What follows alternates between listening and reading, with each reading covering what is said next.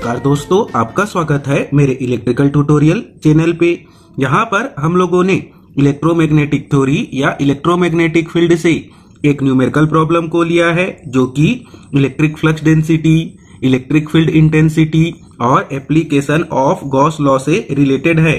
तो यहाँ पर हम लोग देख पाएंगे कि न्यूमेरिकल प्रॉब्लम क्या है। Spherical volume charge density is given by rho v is equal to rho zero bracket पे 1 minus r square upon a square for r is less than equal to a. Rho v is equal to 0 for r is greater than a. First, calculate the total charge Q. Second, find electric flux density vector D and electric field intensity vector E outside the charge distribution। इस numerical problem को solve करने से पहले आप लोगों को मेरे YouTube channel के इलेक्ट्रोमैग्नेटिक थ्योरी प्लेलिस्ट से जाकर कुछ बेसिक कॉन्सेप्ट वाले वीडियो को देखना होगा, जो कि इस प्रकार से है। तो आप लोगों को इलेक्ट्रोमैग्नेटिक थ्योरी के प्लेलिस्ट से देखना होगा application of Gauss law for different types of charge distribution. Second, आप लोगों को वीडियो देखना होगा electric field intensity for different type of charge distribution. और थर्ड वीडियो आप लोगों को देखना होगा relation between electric field intensity and electric flux density. इन सभी वीडियो की हेल्प से यह न्यूमेरिकल प्रॉब्लम हम लोग easily step by step solve कर पाएंगे। और साथ ही साथ आप लोग मेरे YouTube चैनल के प्लेलिस्ट को एक बार जरूर चेक करें, जहां पर आप लोगों को इलेक्ट्रिकल फील्ड से रिलेटेड बहुत सारी वीडियोस मिल पाएगी, जो कि आप लोगों के यूनिवर्सिटी लेवल और कंपटीशन लेवल एग्जाम पे काम आ सकते हैं। और अगर आप लोगों को अच्छा लगे मेरे बताने का मेथड या समझाने का तरीका, तो आप लोग सभी वीडियोस को लाइक और शेयर करें। और साथ ही साथ आप लोग मेरे YouTube चैनल को सब्सक्राइब करें, जिससे आप लोगों को जो भी वीडियोस इस चैनल पर अपलोड होगी उसकी लेटेस्ट जानकारी मिल सके। तो आइए मिलके सॉल्व करते हैं इस न्यूमेरिकल प्रॉब्लम को। अब हम लोगों को इस न्यूमेरिकल प्रॉब्लम को सॉल्व करने के लिए इस न्यूमेरिकल प्रॉब्लम के गिवन वैल्यू को लिखना होगा, जो कि इस प्रकार से है। हम लोगों को इस न्यूमेरिकल प्रॉब्लम पे दो कंडीशन के लिए वॉल्यूम चार्ज डेंसिटी का वैल्यू दिया गया है। तो लिख पाएंगे वैल्यू को rho v is equal to rho zero, फिर ब्रैकेट पे लिखेंगे 1 minus r square upon a square for r is less than equal to a. और सेकंड कंडीशन पर रो वी का वैल्यू हम लोगों को कितना दिया है, 0 for r is greater than a. तो इस न्यूमेरिकल प्रॉब्लम पे सबसे पहले हम लोगों को यहाँ पर टोटल चार्ज के वैल्यू को कैलकुलेट करना है। और टोटल चार्ज के वैल्यू को कैलकुलेट करने के लिए हम लोग इन दोनों कंडीशन का यूज करेंगे। और टोटल चार्ज के वैल्यू को कैलकुलेट करने के लिए यहाँ पर हम लोगों को वॉल्यूम चार्ज डेंसिटी का चार्ज के साथ रिलेशनशिप को लिखना होगा। तो कितना लिख पाएंगे, तो यहाँ पर हम लोग पहले कंडीशन के लिए, जो कि कितना है, R is less than equal to A, total charge के वैल्यू को कैलकुलेट करेंगे। तो लिखेंगे volume integral of rho v into dV। और स्फेरिकल कोऑर्डिनेट सिस्टम पे डिफरेंशियल वॉल्यूम का हम लोग कौन से वैल्यू को ले पाते हैं, तो लिखेंगे R square sine theta d theta d phi d r. तो अब हम लोग इस रिलेशनशिप पे रो वी और डी वी के वैल्यू को पुट करेंगे। तो हम लोगों को चार्ज कैलकुलेट करने के लिए ट्रिपल इंटीग्रेशन का यूज करना होगा, जिसपे हम लोगों को डी थीटा डी फाई और डी आर के रिस्पेक्ट पे इंटीग्रेट करना होगा। तो यहाँ पर अब हम लोग वैल्यू पुट कर लेते हैं टोटल चार्ज Q के लिए। तो पहले हम लोग इंटीग्रेट करेंगे R के रिस्पेक्ट पे, जिसपे हम लोगों को लिमिट लेना होगा R is equal to 0 to A। दूसरा हम लोग इंटीग्रेट करेंगे थीटा के रिस्पेक्ट पे, और थीटा के लिमिट को स्फेरिकल कोऑर्डिनेट सिस्टम पे कितना लिया जाता है, 0 से लेके पाई। और तीसरा हम लोग इंटीग्रेट करेंगे फाई के रिस्पेक्ट पे, जिसपे हम लोगों को फाई के लिमिट को स्फेरिकल कोऑर्डिनेट सिस्टम पे कितना लेना होता है, 0 से लेके 2 पाई। अब हम लोग इस पे रो वी और डी वी के वैल्यू को पुट करेंगे। तो यहां पर हम लोग लिखेंगे रो 0 फिर 1 minus r square upon a square. अब डीवी के वैल्यू को लिखेंगे r square sine theta d theta d phi d r. अब हम लोग इस इंटीग्रेशन को सॉल्व करेंगे। तो रो 0 टर्म क्या है, कांस्टेंट, तो वो इंटीग्रेशन से क्या हो जाएगा बाहर। अब हम लोग इसको पहले आर के रिस्पेक्ट पे इंटीग्रेट करेंगे। तो पहले हम लोगों को आर के लिमिट को लिखना होगा 0 to a और इस वाले टर्म के साथ आर स्क्वायर का मल्टीप्लाई करेंगे। तो कितना हो जाएगा r square minus r to the power 4 upon a square और आर के रिस्पेक्ट पे इंटीग्रेट करेंगे, इसलिए यहां कितना लिखेंगे डी आर। अब हम लोग थीटा के रिस्पेक्ट पे इंटीग्रेट करेंगे और थीटा वाले टर्म को लिखेंगे, लिमिट लिखेंगे थीटा के वैल्यू को 0 से लेके पाई और यहां पर लिखेंगे साइन थीटा डी थीटा।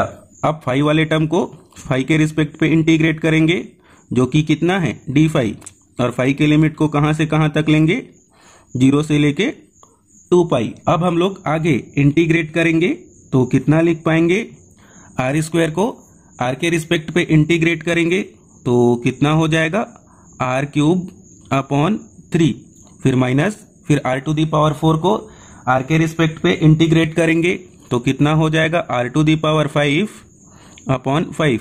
ए स्क्वायर को वैसा का वैसा ही रहने देंगे और हम लोगों को इस पे लिमिट लेना होगा 0 से लेके ए तक और साइन थीटा को थीटा के रिस्पेक्ट पे करेंगे तो कितना मिलेगा माइनस कॉस थीटा और इस पे हम लोगों को लिमिट लेना होगा 0 से लेके पाई तक और डी फाई का इंटीग्रेशन क्या होगा फाई, जिस पे हम लोगों को लिमिट लेना है 0 से लेके 2 पाई। अब हम लोग यहां पर आगे लिमिट को पुट करके सॉल्व करेंगे। तो Q इज इक्वल टू कितना लिख पाएंगे, तो लिखेंगे रो 0। पहले हम लोगों को दोनों आर के जगह क्या पुट करना होगा ए, तो यहां पर हम लोग कितना लिख पाएंगे, लिखेंगे a cube upon 3 minus a to the power 5 upon 5 a square. अब हम लोग यहां पर दोनों आर के जगह क्या पुट करेंगे लिमिट 0, जिसको कि माइनस करके लिखना होगा। तो लिखेंगे -0 फिर +0। अब हम लोग यहां पर आगे कॉस थीटा पे लिमिट पुट करेंगे तो लिख पाएंगे माइनस कॉस पाई और माइनस माइनस क्या हो जाएगा प्लस कॉस 0। फिर अब हम लोग 5 पे लिमिट पुट करेंगे तो कितना लिख पाएंगे 2 पाई माइनस 0। अब हम लोग यहां पर आगे सॉल्व कर पाएंगे तो लिखेंगे total charge Q is equal to rho 0 इस a क्यूब बाई 3 को वैसा का वैसा ही लिखेंगे और जब हम लोग इसको सॉल्व करेंगे तो न्यूमरेटर और डिनोमिनेटर से a स्क्वायर क्या हो जाएगा कैंसल।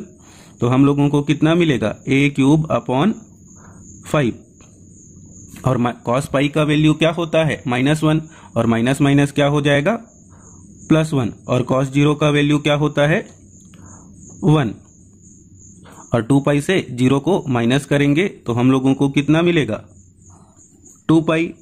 अब हम लोग यहां पर आगे इसको सॉल्व करके Q के वैल्यू को कितना लिख पाएंगे, तो लिखेंगे रो 0 और जब हम लोग इस वाले टर्म का एलसीएम कैलकुलेट करेंगे तो कितना हो जाएगा 2a क्यूब अपॉन 15 और 1 और 1 वाले टर्म को ऐड करेंगे तो कितना हो जाएगा 2 और इस 2 पाई को वैसा का वैसा ही लिखेंगे और जब हम लोग इस पूरे टर्म को सॉल्व करेंगे तो हम लोगों को टोटल चार्ज का वैल्यू कितना मिलेगा रो 0 into 8 a cube pi upon 15 और चार्ज का यूनिट क्या होता है कूलम। यहाँ पर हम लोगों ने पहले कंडीशन के लिए टोटल चार्ज के वैल्यू को कैलकुलेट किया और पहला कंडीशन क्या था r is less than equal to a। अब हम लोग यहाँ पर आगे सेकेंड कंडीशन के लिए r is greater then a के लिए चार्ज के वैल्यू को कैलकुलेट करेंगे।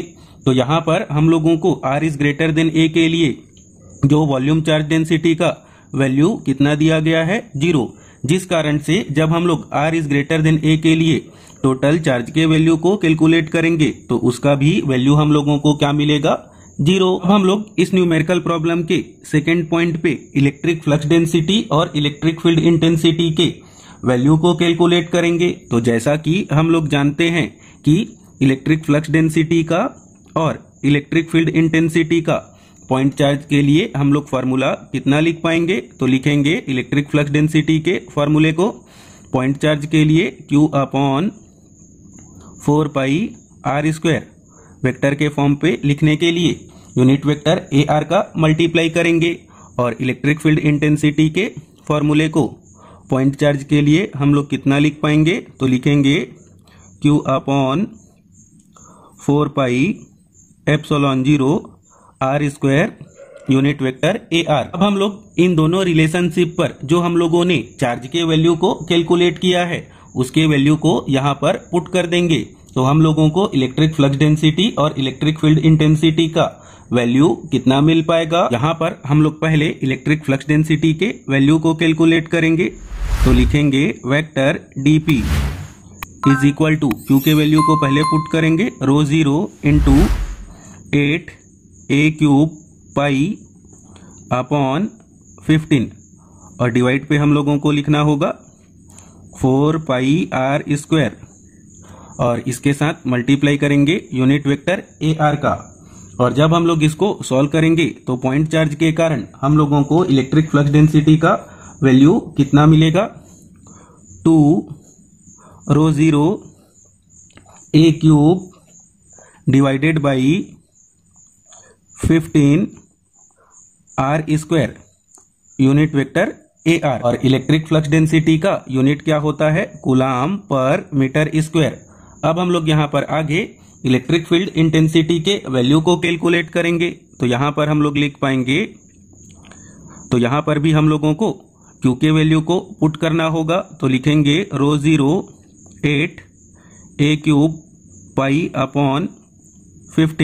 और डिनोमिनेटर पे या डिवाइड पे हम लोगों को लिखना होगा 4πε0r² यूनिट वेक्टर AR। जब हम लोग इसको सॉल्व करेंगे तो इलेक्ट्रिक फील्ड इंटेंसिटी का वैल्यू कितना मिल पाएगा, 2ρ0 a³ डिवाइडेड बाई 15ε0r² और मल्टीप्लाई करना होगा यूनिट वेक्टर AR का। और इलेक्ट्रिक फील्ड इंटेंसिटी का यूनिट क्या होता है, वोल्ट पर मीटर। तो इसी के साथ ही यह न्यूमेरिकल प्रॉब्लम कंप्लीट हुआ, जिसपे हम लोगों ने सीखा कि स्फेरिकल वॉल्यूम चार्ज डेंसिटी का यूज करके डिफरेंट कंडीशन के लिए टोटल चार्ज के वैल्यू को किस प्रकार से कैलकुलेट किया जाता है। और जब हम लोग चार्ज के वैल्यू को कैलकुलेट कर लें तो उस चार्ज के वैल्यू का यूज करके इलेक्ट्रिक फ्लक्स डेंसिटी और इलेक्ट्रिक फील्ड इंटेंसिटी के वैल्यू को कैसे कैलकुलेट किया जाता है।